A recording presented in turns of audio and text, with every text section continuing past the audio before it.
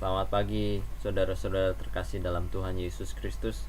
Saya bersyukur saya bisa kembali menyampaikan firman Allah pagi ini kepada saudara-saudara sekalian dimanapun saudara berada saat ini. Dan kiranya renungan firman Tuhan bisa memberkati kita semua. Sebelum kita mendengarkan firman Tuhan, mari kita berdoa sebelumnya.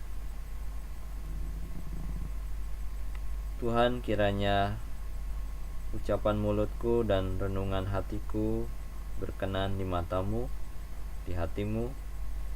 Engkaulah Tuhanku, gunung batuku dan penebusku. Di dalam Kristus Yesus, Raja kami yang hidup, kami berdoa. Amin.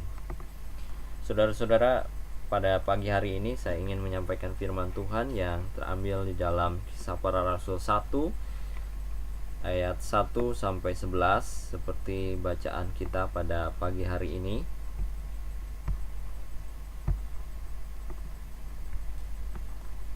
Kisah Para Rasul 1 ayat 1 sampai 11 saya akan membacakannya bagi saudara-saudara sekalian. Hai Theophilus, dalam bukuku yang pertama aku menuliskan tentang segala sesuatu yang dikerjakan dan diajarkan Yesus sampai pada hari ia terangkat. Sebelum itu ia telah memberi perintahnya oleh Roh Kudus pada rasul-rasul yang dipilihnya. Kepada mereka ia menunjukkan dirinya setelah penderitaannya selesai, dan dengan banyak tanda yang membuktikan bahwa ia hidup, sebab selama 40 hari ia berulang-ulang menampakkan diri dan berbicara kepada mereka tentang kerajaan Allah. Pada suatu hari ketika ia makan bersama-sama dengan mereka, ia melarang mereka meninggalkan Yerusalem dan menyuruh mereka tinggal di situ menantikan janji Bapa. Yang demikian katanya, telah kamu dengar daripadaku, sebab Yohanes membaptis dengan air, tetapi tak lama lagi kamu akan dibaptis dengan Roh Kudus. Maka bertanyalah mereka yang berkumpul di situ, Tuhan, maukah engkau pada masa ini memulihkan kerajaan bagi Israel?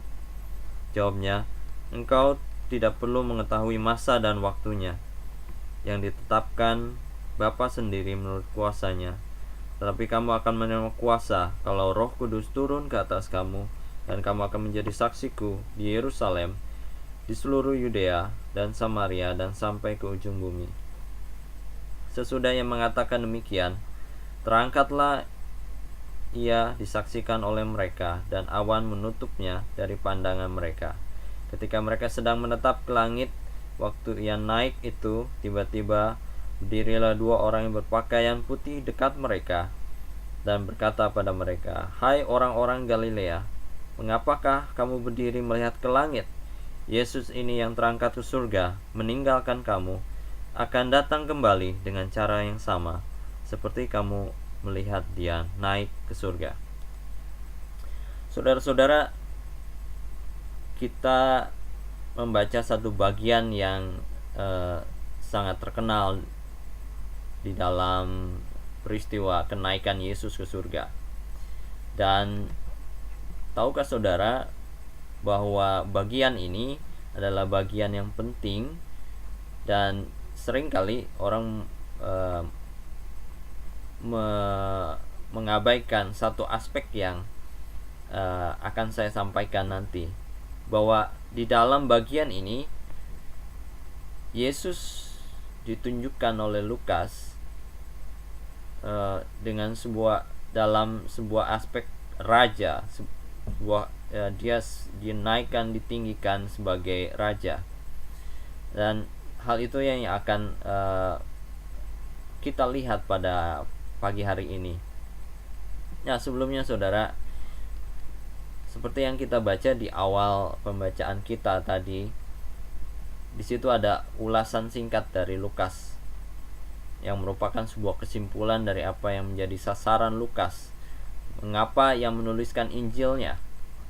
Tujuan pertama adalah mengenai apa yang dikerjakan dan diajarkan oleh Yesus, dan mengingat kembali beberapa hal yang menjadi peristiwa penting dalam Injilnya, yaitu kematian, kebangkitan, dan penampakan Yesus pada para murid, sebagai bukti bahwa Yesus benar-benar telah hidup kembali. Tujuan terakhir adalah yang menggarisbawahi bahwa Roh Kudus merupakan bagian dari janji Bapa kepada para muridnya. Yesus menyampaikan janji Bapa, dan janji itu adalah mengenai kedatangan Roh Kudus. Lukas juga merujuk pada pernyataan Yohanes Pembaptis mengenai Yesus yang akan datang membaptis dengan Roh Kudus. Lukas menggambarkan mengenai pembaptisan Yesus dan turunnya Roh Kudus ke atas Yesus, dan pada peristiwa itu terdengar suara dari surga, "Engkaulah anakku yang kukasihi, kepadamulah aku berkenan." Nah, saudara, itu adalah sebuah pengantar yang disampaikan oleh Lukas di dalam buku keduanya, yaitu Kisah Para Rasul. Jadi Lukas ingin menyambung kembali apa yang sudah dia tulis, dan di buku keduanya ini dia ingin menyampaikan mengenai janji tentang kedatangan Roh Kudus itu. Roh Kudus akan turun kepada para murid, dan para murid akan menjadi saksi Kristus. Nah, saudara, Kisah Para Rasul 1 ayatnya yang ke 9 sampai 11 merupakan bagian yang hilang dari Lukas 24 ayat 50 sampai 51. Di dalam Lukas 24 tersebut, Lukas tidak memberikan sebuah detail apa yang terjadi, tetapi Lukas hanya memberikan sebuah gambaran yang singkat, yang umum, bahwa Yesus terangkat dan para murid menyaksikannya. Tetapi Lukas di dalam Kisah Para Rasul, dia memberikan gambaran yang detail, dan bahkan di dalam Kisah Para Rasul, apa yang telah kita baca tadi, ada perkataan Yesus dan ada janji Yesus yang disampaikan, dan bahkan ada peristiwa yang terkait dengan kedatangan Yesus yang kedua. Saudara, Lukas di dalam, walaupun tidak bisa Lukas di dalam Lukas 24 tersebut, walaupun dia tidak memberikan gambaran detail mengenai kenaikan Yesus ke surga seperti Kisah Para Rasul, tetapi Lukas memberikan sebuah keterangan tempat, dan ini menjadi sesuatu yang signifikan ketika kita melihat bagian ini, bahwa Yesus yang terangkat itu adalah dimaknai sebagai sebuah penobatan atau peninggian Yesus sebagai raja. Nah, saudara, di dalam Lukas diberikan sebuah keterangan tempat, yaitu Bukit Zaitun. Tempat di mana Yesus terangkat itu adalah Bukit Zaitun. Nah, di bagian-bagian lain, Bukit Zaitun adalah sebuah tempat yang biasa menjadi tempat Yesus berkumpul dengan para murid. Itu tempat Yesus berdoa juga bersama dengan para murid sebelum dia ditangkap. Di dalam Perjanjian Lama, kalau kita mengacu ke Perjanjian Lama, Bukit Zaitun merupakan tempat yang sangat khusus dan merujuk pada Zakaria 4 ayat 4, di mana Tuhan menjejakkan kakinya dan bukit tersebut akan terbelah menjadi dua. Nah, saudara, Zakaria 14 ayat 4 ini suatu nubuatan bahwa akan ada satu masa di mana Mesias akan memerintah seluruh dunia di Yerusalem. Itu ada sebuah nubuatan yang merujuk pada kedatangan Mesias dengan para orang kudusnya. Ini adalah sebuah petunjuk mengapa pada bagian berikutnya para murid, kalau misalnya kita kembali lagi ke Kisah Para Rasul tadi, ketika Yesus menginjakkan kaki di Bukit Zaitun, dan kemudian para murid akhirnya bertanya kepada Yesus, "Mengapakah maukah engkau pada masa ini memulihkan kerajaan bagi Israel?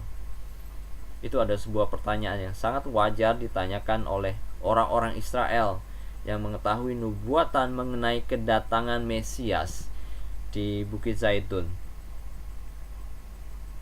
Nah, tentu kita tahu bahwa Yesus tidak menjawab pertanyaan kapan masanya, tetapi dia memberikan pada para muridnya sebuah pengharapan akan masa depan, akan kedatangannya kembali.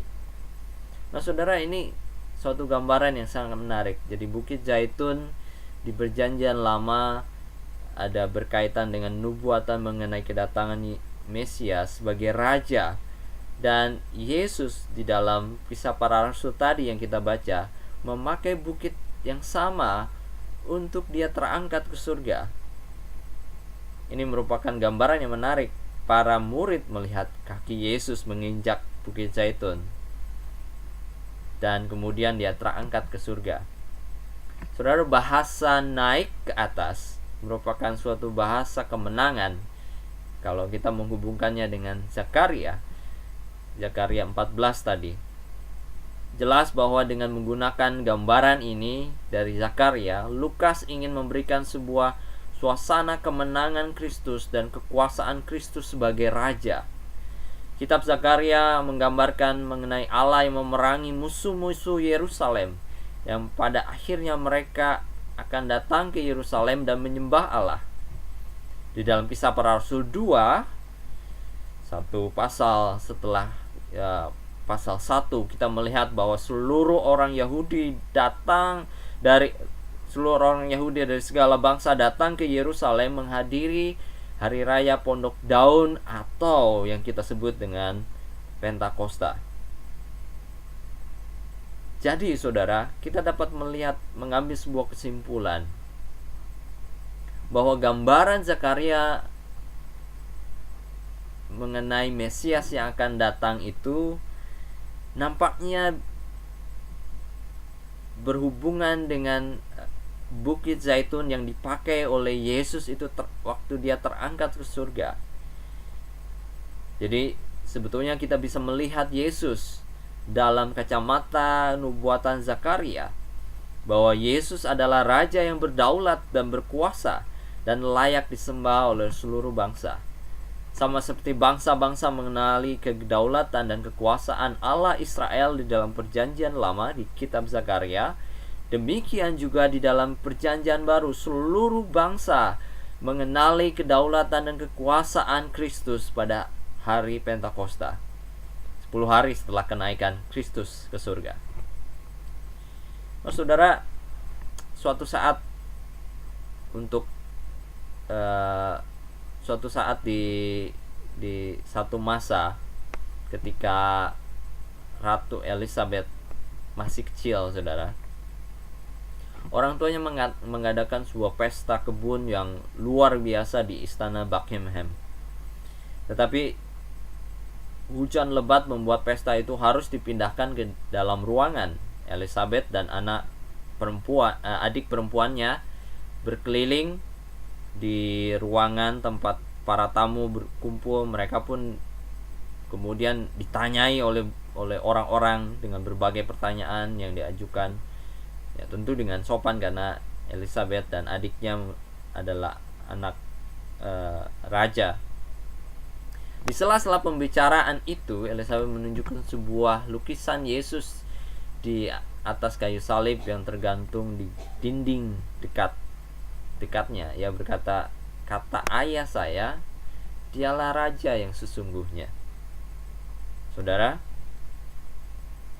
cerita ini jelas betul adanya bahwa kita seharusnya mengenali Kristus sebagai raja kita. Implikasi dari bagian ini adalah bahwa kehidupan kekristenan tidak bisa dilepaskan dari ketaatan kita yang penuh kepada Kristus sebagai raja kita. Kehidupan Kristen yang tidak merajakan Kristus akan menjadi kehidupan yang menyembah berhala dan penuh dengan dosa. Kesadaran Yesus sebagai raja ini tidak datang dari diri kita sendiri, tetapi dari anugerah Allah yang telah diberikan oleh Kristus.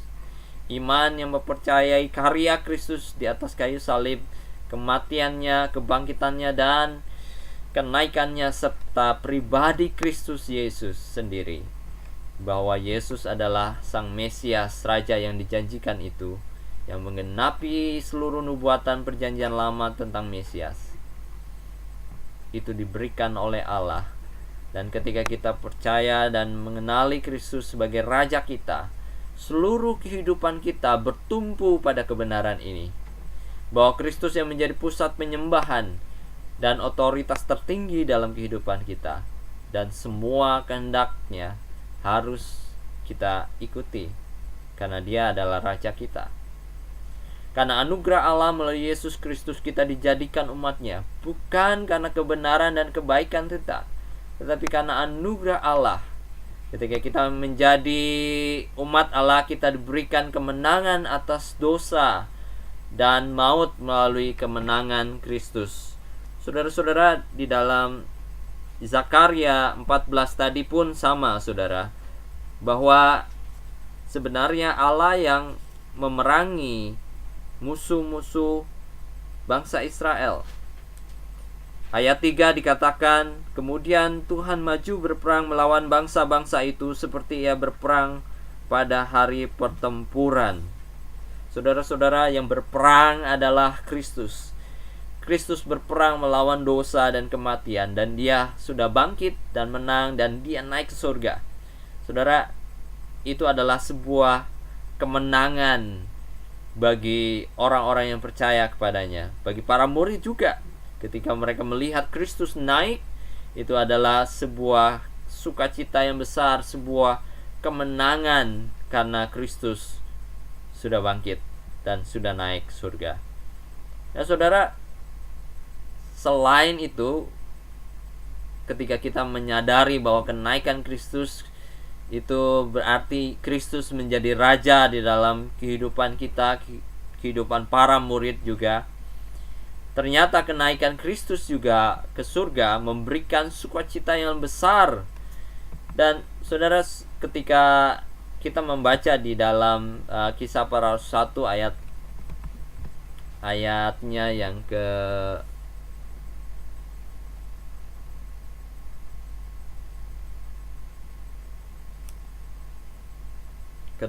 saudara, tetapi kamu akan menerima kuasa kalau Roh Kudus turun ke atasmu, dan kamu akan menjadi saksiku di Yerusalem, di seluruh Yudea dan Samaria sampai ke ujung bumi. Berhubungan dengan Lukas 24 tadi, saudara, di mana ketika mereka sudah menyaksikan bahwa Yesus terangkat ke surga, mereka pulang dengan bersukacita. Ayat 53, mereka sujud menyembah kepadanya, lalu mereka pulang ke Yerusalem dengan sangat bersukacita. Dan bahkan ditambahkan di ayat 53 Lukas 24, mereka senantiasa berada di dalam bait Allah dan memuliakan Allah. Saudara, ketika mereka merasakan kemenangan Kristus dan Kristus menjadi Raja, dan mereka melihat Yesus terangkat ke surga, mereka mengalami sukacita yang besar. Saudara, jika kita perhatikan, sebetulnya di dalam bagian tersebut ada dua janji. Di dalam Kisah Para Rasul 1 ayat 7 sampai 11 ada dua janji, yaitu janji mengenai turunnya Roh Kudus dan kedatangan Yesus kembali. Jadi ketika mereka melihat Yesus naik ke surga, Yesus memberikan dua janji kepada mereka bahwa Roh Kudus akan diberikan, dan Ia sendiri akan datang kembali, sama seperti ketika Dia naik. Di dalam janji turunnya Roh Kudus, para murid disebutkan sebagai penerima, dan mereka menjadi saksi Kristus. Bukan hanya kesaksian mengenai apa yang dikerjakan dan diajarkan oleh Yesus Kristus sampai Ia terangkat ke surga, tetapi dalam buku yang kedua ini mereka menyaksikan bagaimana janji janji Bapa itu, yaitu Roh Kudus, digenapi di dalam diri mereka. Mereka menerima janji Bapa itu, yaitu Roh Kudus turun dan tinggal diam di dalam mereka. Mereka akan menjadi saksi Kristus dengan penuh kuasa Roh Kudus di Yerusalem, Yudea, Samaria, sampai ke ujung bumi. Nah, saudara, bagian ini pun sebetulnya memiliki kesamaan dengan Zakaria 14 tadi, saudara. Di dalam kitab Zakaria 14, kata segala bangsa muncul, saudara. Dan yang menariknya, kita melihat di dalam Zakaria 14 ada hari pondok daun disebutkan sebanyak 3 kali di sana. Dan saudara, hari pondok daun atau hari Pentakosta dalam bahasa aslinya adalah Shavuot atau hari panen raya. Hasil tanah akan dibawa ke hadapan Tuhan sebagai sebuah persembahan sukarela sesuai dengan berkat yang diberikan Tuhan kepada mereka, kepada bangsa Israel. Dan mereka diperintahkan Tuhan bukan hanya mempersembahkan, tetapi untuk bersukaria bersama-sama. Dengan siapa, saudara? Dengan orang asing, anak yatim, dan janda. Itu tertulis di dalam Ulangan 16 ayat 9 sampai 12. Roh Kudus diberikan. Kalau misalnya kita kembali ke Kisah Para Rasul, Roh Kudus diberikan pada para rasul supaya mereka menjadi saksi Kristus kepada bangsa-bangsa dengan sukacita besar. Kita mengetahui melalui bagian pertama bahwa Kristus adalah Raja dalam hidup kita karena iman di dalam karya dan pribadi Kristus. Tetapi ingat bahwa Kristus bukan Raja yang sadis, Raja yang otoriter. Dia adalah Raja yang menginginkan umatnya atau rakyatnya bersukacita di dalam Dia. Dia tidak menindas umatnya dengan sekehendak hatinya. Dia bukan raja seperti itu. Dia raja yang menginginkan kita bersukacita dan berkelimpahan karena apa yang Dia lakukan bagi kita. Dan gambaran ini juga merupakan gambaran yang kita lihat di dalam hari pondok daun yang tadi saya sebutkan tadi, bahwa ada sukacita yang besar. Nah, saudara, ada sebuah ilustrasi. Ada suatu hari, jika saudara bayangkan bahwa saudara pada suatu hari mendapat sebuah telepon yang nomor yang tertera di layar itu adalah 021 RI1. Saudara mulai bertanya dalam hati, siapa orang ini? Siapa yang menelepon? Dari nomornya kok ini ada RI-nya. Wah, jangan-jangan ini sesuatu telepon yang penting. Kita mulai bertanya, apakah ini sebuah telepon dari Istana Negara? Apakah ini panggilan dari telepon Presiden Republik Indonesia? Kemudian ketika saudara mengangkat panggilan tersebut, ketika saudara angkat telepon tersebut dengan setengah terkejut, beberapa menit setelah saudara angkat, ternyata saudara mengetahui bahwa penelepon itu adalah Presiden Republik Indonesia. Dia mengatakan namanya, dirinya pada saudara, dan mungkin saudara seolah-olah bermimpi dan skeptis karena panggilan ini. Tetapi kemudian sang presiden menjelaskan mengapa dia menelepon saudara. Ternyata dia mengundang saudara untuk mengikuti perayaan ulang tahun kemerdekaan negara Republik Indonesia. Bukan hanya itu, keesokan harinya seorang utusan presiden datang ke rumah saudara. Dia memberikan 2 tiket masuk ke Istana Negara. 1 tiket untuk saudara dan 1 tiket untuk orang lain untuk mendampingi saudara ketika perayaan itu diadakan di istana. Pertanyaan saya bagi saudara, bagaimana perasaan saudara ketika saudara diundang untuk menghadiri perayaan tersebut? Saudara pasti bersukacita.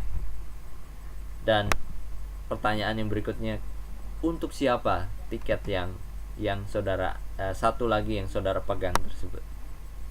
Tentu saudara, setelah saudara menghadiri perayaan tersebut, saudara akan jelas bersukacita, dan saudara akan menjumpai orang-orang di sekitar saudara, dan saudara akan bercerita pengalaman saudara pada orang lain tersebut, bahwa saudara diundang ke istana negara dan berjumpa dengan presiden. Saudara, demikian pula dengan kehidupan Kristen kita. Kita dipanggil menjadi saksi Kristus dengan sukacita. Kita telah berjumpa, bertemu dengan Kristus, dan kita melihat dengan iman dan percaya dengan iman bahwa Kristus telah bangkit dan telah naik ke surga. Dosa kita telah dihapuskan karena Kristus telah menebus kita. Jemaat mula-mula memiliki sukacita yang sama, saudara. Dalam Kisah Para Rasul, para Rasul 2, setelah hari Pentakosta, ketika Roh Kudus diberikan kepada rasul-rasul dan Petrus berkhotbah, dan 3.000 orang memberikan diri mereka, bertobat dari dosa-dosa mereka. Dan pada hari itu, saudara, gereja dilahirkan, dan gereja mula-mula, jemaat mula-mula, saudara, salah satu ciri yang sangat dominan di dalam jemaat gereja mula-mula, yaitu mereka penuh dengan kegembiraan, sukacita. Sukacita itu adalah gambaran iman mereka di dalam Kristus yang telah mengalahkan maut, bangkit, naik ke surga. Sukacita itu sendiri yang terlihat jelas oleh orang lain, sehingga orang-orang melihat ketulusan dan sukacita besar yang dialami oleh jemaat mula-mula ini. Dan pada akhirnya orang-orang yang di sekitar mereka akhirnya menyukai mereka, karena mereka dengan setia berkumpul dengan bergembira. Dan bukan hanya itu, saudara, kegembiraan mereka, sukacita mereka terekspresikan dengan kasih mereka terhadap saudara-saudara yang lain, saudara-saudara seiman yang lain. Mereka membagi-bagi harta mereka, sehingga dikatakan di dalam Kisah Para Rasul, tidak ada satu orang pun yang kekurangan di tengah-tengah mereka, karena ada orang yang kaya menjual harta mereka, dan kemudian rasul-rasul membagi-bagikan harta mereka pada orang-orang yang membutuhkan. Saudara, pertanyaan kita untuk bagian ini, apakah kita bersukacita ketika kita bersaksi tentang Kristus? Apakah kita bersaksi karena kita terpaksa, sudah diperintahkan oleh Kristus? Ingat, saudara, Kristus atau Raja kita adalah bukan Raja yang jahat, yang sadis, yang otoriter, tetapi Dia adalah Raja yang membebaskan kita, melepaskan kita dari belenggu dosa, kematian, dan memberikan kita hidup dalam kemenangan di dalam Kristus. Alkitab menunjukkan bahwa kesaksian orang percaya yang sejati dilahirkan dari hati yang bersukacita karena Kristus. Jadi saudara, mari kita pergi bersaksi dengan sukacita karena keselamatan saudara di dalam Kristus. Bukan karena kemenangan yang diberikan kepada saudara karena saudara baik. Bukan karena kebaikan saudara, bukan karena kebenaran saudara, tetapi karena karya Kristus di atas kayu salib, karena kebangkitan Kristus dan kenaikan Kristus ke surga.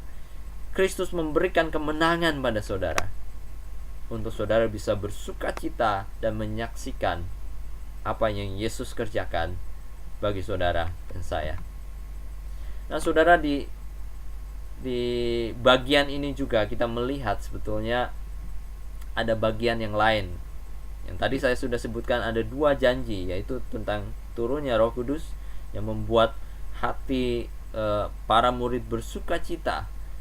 Tetapi juga ada janji yang lain, yaitu janji kedatangan Yesus kembali. Nah, saudara, tadi kita melihat bahwa Yesus akan memberikan Roh Kudus-Nya, dan para murid akan bersaksi dengan kekuatan dan kuasa Roh Kudus. Itu artinya Yesus sang Raja itu menyertai umatnya, menyertai para rasul, para murid, orang-orang yang percaya untuk berjalan menyaksikan, menjadi saksi-saksi Kristus di dunia ini. Tetapi Yesus juga memberikan sebuah janji, pengharapan yang teguh. Dia kata di dalam ayat 9 Kisah Para Rasul 1 9-11, sesudah yang mengatakan demikian, terangkatlah ia disaksikan oleh mereka, awan menutup pandangan mereka ketika mereka sedang menatap ke langit. Waktu ia naik, tiba-tiba berdiri 2 orang yang berpakaian putih dekat mereka dan berkata pada mereka, "Hai orang-orang Galilea, mengapakah kamu berdiri melihat ke langit? Yesus ini yang terangkat ke surga meninggalkan kamu akan datang kembali dengan cara yang sama seperti kamu melihat dia naik ke surga." Saudara, ada hal yang menarik. Pandangan para murid dibatasi oleh awan. Itu adalah keterangan Lukas untuk menunjukkan bahwa ada keterbatasan para murid. Mereka tidak bisa melihat lagi Yesus setelah Yesus naik ke atas, ke surga. Yang menarik adalah mereka terpaku dengan momen ketika mereka melihat Yesus ke surga. Hal ini sama ketika mereka bertanya kepada Yesus untuk memulihkan kerajaan bagi Israel pada masa ini. Para murid terpaku pada masa kini menjadi satu pola pandang yang dimiliki para murid, sehingga mereka seringkali melupakan harapan yang ada di depan mereka. Saudara, kita tahu bahwa para murid juga tidak menyangka bahwa Yesus akan bangkit pada hari yang ketiga. Dan saudara, saya sangat yakin ketika mereka juga terpana ketika mereka melihat Yesus terangkat naik ke surga. Mereka pun merasa bingung dan mungkin heran. Tetapi yang jelas mereka terpaku pada momen masa kini. Harapan mereka Yesus memulihkan kerajaan bagi Israel. Tetapi tidak terjadi pada waktu itu. Pemulihan yang tidak sesuai dengan harapan mereka. Tetapi Yesus memberikan janji, yaitu bahwa dia akan datang kembali, dan janji Roh Kudus yang membuat mereka bisa pulang dengan penuh sukacita. Saudara, pengharapan akan kedatangan Kristus membuat para rasul tidak melulu melihat apa yang terjadi saat ini, tetapi mereka juga sekarang memiliki pengharapan untuk masa yang akan datang. Pengharapan turunnya Roh Kudus dalam beberapa hari ke depan, dan pengharapan kedatangan Yesus kembali. Tapi sebenarnya aspek lain adalah ketika mereka akhirnya dipenuhi oleh Roh Kudus, itu menjadi sebuah jaminan penyertaan Tuhan dalam kehidupan mereka di masa kini, dan jaminan kekal yang akan mereka terima penuh dari Yesus ketika ia datang kembali. Saudara, jika saudara melihat di dalam Efesus 1 ayat 13-14 mengatakan, "Di dalam dia kamu juga, karena kamu telah mendengar firman kebenaran, yaitu Injil keselamatanmu. Di dalam dia kamu juga, ketika kamu percaya, dimateraikan dengan Roh Kudus yang dijanjikan itu, dan dengan Roh Kudus itu adalah jaminan bagian kita sampai kita memperoleh seluruhnya, yaitu penebusan yang menjadikan kita milik Allah untuk memuji kemuliaannya." Saudara, perhatikan kata materai di situ. Yang menarik, saudara, ini menjadi sebuah materai biasanya dipakai oleh para raja untuk mensegel satu pernyataan raja ketika dia memberikan sebuah perintah. Seringkali surat itu atau keputusan itu dimateraikan oleh stempel raja, dan stempel itu tidak dimiliki oleh orang lain. Di satu kerajaan itu hanya dimiliki oleh seorang raja. Nah, saudara, Roh Kudus diberikan sebagai materai, sebagai jaminan untuk kita memperoleh penebusan dan keselamatan kekal. Dan ketika Yesus datang kembali, kita akan memperoleh keselamatan itu seluruhnya, dan kita menjadi milik Allah sepenuhnya untuk memuji kemuliaannya. Jadi kita melihat di sini bahwa pandangan para rasul mengenai Kristus sudah diubahkan, karena sekarang dan beberapa hari ke depan ketika mereka menerima Roh Kudus,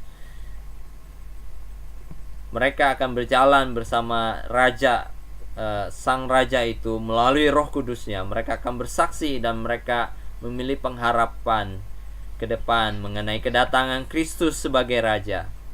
Saudara, pertanyaan, mengapa pengharapan begitu penting? Saudara, ada sebuah studi mengatakan bahwa para ahli mengatakan bahwa orang yang memiliki pengharapan para ahli percaya bahwa mereka memiliki kemampuan, memiliki yang pengharapan itu percaya bahwa mereka memiliki kemampuan untuk mengatasi segala tantangan apapun yang ada di depan mereka. Mereka jadi orang-orang yang pantang menyerah. Sedangkan mereka yang tidak memiliki harapan, tidak memiliki tujuan hidup, dan mereka mudah bosan dan mudah menyerah. Penelitian para ahli juga menyatakan bahwa orang-orang yang memiliki harapan memiliki nilai di sekolah mereka, nilai yang lebih tinggi di atas rata-rata. Dan jika mereka adalah seorang karyawan di sebuah perusahaan, mereka akan menghasilkan ide-ide yang berkualitas di tempat kerja mereka. Jadi orang-orang yang memiliki pengharapan, memiliki harapan yang tinggi, akan memiliki kualitas yang lebih tinggi dari orang-orang yang tidak memiliki harapan. Dan bukan hanya itu, saudara, orang-orang yang memiliki harapan yang tinggi itu juga memiliki kebahagiaan yang tinggi juga. Jadi benar apa yang dikatakan oleh firman Tuhan di dalam Kisah Para Rasul tadi. Ketika mereka diberikan janji dan mereka memiliki pengharapan di dalam Kristus. Dan saudara, kita tahu bahwa pengharapan kita itu bukan pengharapan yang kosong, tetapi pengharapan yang sudah pasti, karena Kristus juga memberikan Roh Kudusnya kepada para rasul, para muridnya, dan orang-orang yang percaya untuk kita dimateraikan. Dan pada suatu hari nanti ketika Yesus datang, Dia akan kita akan bertemu dengan Dia, dan kita akan mengalami keselamatan yang penuh di dalam Kristus. Janji turunnya Roh Kudus dan kedatangan kembali Yesus memercikkan sukacita kekal dalam jiwa. Setelah Roh Kudus turun, mereka menjadi orang-orang yang pantang menyerah. Para murid, para rasul, bahkan orang-orang percaya di segala zaman, orang-orang Kristen yang berada di negara-negara, mereka dianiaya karena iman mereka. Mereka tetap teguh di dalam iman mereka, karena mereka tahu bahwa mereka memiliki pengharapan yang pasti, dan sukacita mereka terjaga karena itu. Mereka yang tahu bahwa kita memiliki pengharapan yang pasti, kita tentu akan mendekati hari kedatangan Kristus dengan penuh sukacita. Kenapa, saudara? Karena yang kita tahu bahwa Raja yang naik ke surga itu, Raja yang terangkat ke surga itu, Tuhan kita Yesus Kristus adalah Raja yang memberikan kita sukacita. Ketika Roh Kudus turun, Dia membuat para rasul melayani orang-orang dari segala bangsa, dan mereka dengan penuh sukacita. Dan saudara, gambaran yang sama akan terjadi nanti ketika kedatangan Kristus yang kedua. Akan ada pesta yang luar biasa menyambut kita untuk kita masuk ke dalam kerajaan Allah. Saudara-saudara, mari kita hidup di dalam Kristus, dan mari kita memaknai kenaikan Kristus sebagai sebuah peninggian Yesus sebagai Raja. penobatan Yesus sebagai Raja yang telah menang atas dosa, maut, sehingga orang-orang yang percaya perlu merayakannya dengan kesaksian yang penuh sukacita dan hidup dalam pengharapan. Saudara, kiranya berkat kenaikan Kristus ke surga menguatkan kita dan memacu iman kita untuk kita bisa bersukacita, memuliakan Kristus dan menjadi saksi Kristus sambil kita mengharapkan Kristus datang kembali di kali yang kedua. Amin. Tuhan Yesus memberkati.